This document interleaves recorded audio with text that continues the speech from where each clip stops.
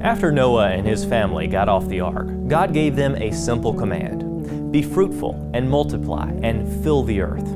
But just 2 chapters later, we read the response of Noah's descendants.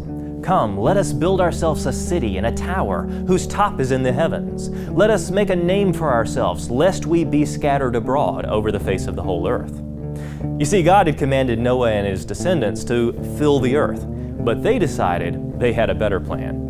Instead, they wanted to do something people would remember, so they built a city and a tower to make their own name great instead of God's. God judged their rebellion in an interesting way. He confused their language, turning the universal language into a variety of language families. Basically, this forced the people to spread out over the earth like He had commanded in the first place. The account of the Tower of Babel only takes up about 9 verses, but it has a profound significance for us even today. The division of the languages broke the human gene pool into groups. These groups spread out and tended to stick to themselves. In other words, most people wanted to marry someone who could understand their language.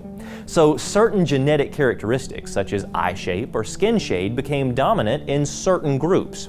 We all look a little bit different because of the event of the Tower of Babel. The Tower of Babel also explains why we find the remains of people and their tools in caves.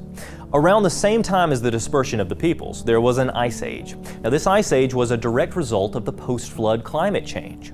As people split up and began spreading out over the earth, some areas were much cooler than others, and people naturally took shelter wherever they could.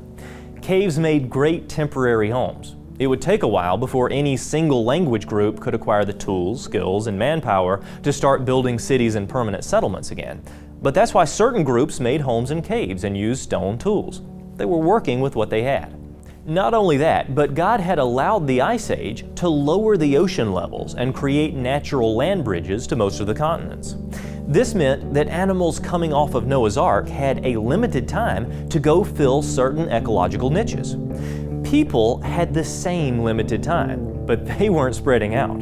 The confusion of the languages at the tower caused mankind to head out while the ocean levels were still lower.